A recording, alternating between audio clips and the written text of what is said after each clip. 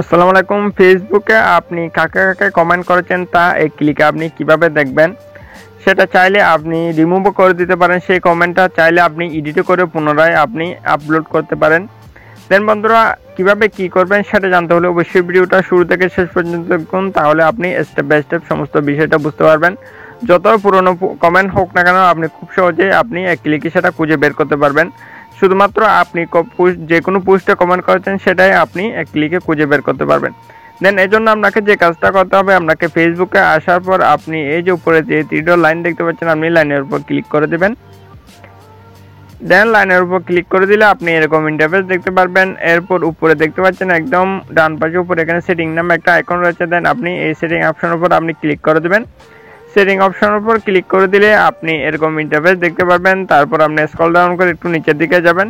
নিচের দিকে গেলে এখানে একটা অপশন পেয়ে যাবেন, অ্যাক্টিভিটি লক নামে একটা অপশন রয়েছে, দেখতে পাচ্ছেন অ্যাক্টিভিটি লক। দেন এই অপশনের উপর আপনি ক্লিক করে দেবেন। এই যে দেখতে পাচ্ছেন অ্যাক্টিভিটি লক, দেন এই অপশনের উপর আপনি ক্লিক করে দেবেন। অলরাইট, এই অপশনের উপর ক্লিক করে দিলে আপনি এরকম ইন্টারফেস দেখতে পারবেন। তারপর এখানে দেখতে পাচ্ছেন উপর দিকে কিছু অপশন রয়েছে। এরপর আপনি একটু হালকা করে ডান দিকে একটু সোপ করবেন। বাম দিকে একটু সোপ করলে এখানে একটা অপশন পেয়ে যাবেন, কমেন্ট নামে একটা অপশন পেয়ে যাবেন, দেখতে পাচ্ছেন এখানে দেখতে পাচ্ছেন ইউর কমেন্ট নামে একটা অপশন পেয়ে যাবেন, দেখতে পাচ্ছেন ইউর কমেন্ট নামে একটা অপশন এখানে রয়েছে।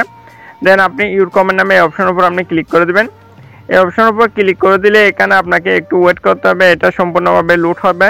এরপর দেখতে পাচ্ছেন আপনি কোন তারিখে কি কমেন্ট করেছেন, দেখতে পাচ্ছেন এখানে 16 সেপ্টেম্বর থেকে 2025 দেখতে পাচ্ছেন কি কমেন্ট করেছে সেটা এখানে শো করছে। এরপর এখানে দেখতে পাচ্ছেন আরও অসংখ্য কমেন্ট রয়েছে। এরপর আপনি স্ক্রল ডাউন করে আস্তে আস্তে নিচের দিকে যাবেন। নিচের দিকে গেলে আপনি কোন তারিখে কি কমেন্ট করেছেন সেগুলো সম্পূর্ণ ডিটেইলস এখানে দেখতে পারবেন।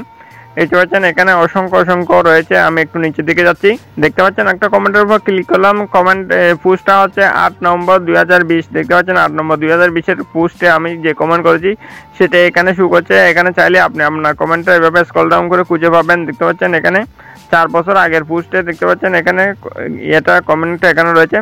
এভাবে চাইলে আপনি সমস্ত কমেন্ট এখানে খুঁজে পাবেন। এই যে দেখতে পাচ্ছেন কিছু কমেন্ট বা কিছু পোস্ট এখানে যারা ডিলিট করে দিয়েছে সেটা এখানে শো করছে। দেখতে পাচ্ছেন এই যে পোস্টগুলো রয়েছে এগুলো সম্পূর্ণভাবে ডিলিট করে দিয়েছে, হয়তো ফেসবুক ডিলিট করে দিয়েছে, না হলে আইডিটা নষ্ট হয়েছে সেই বিদায় সেটা ডিলিট হয়ে গেছে।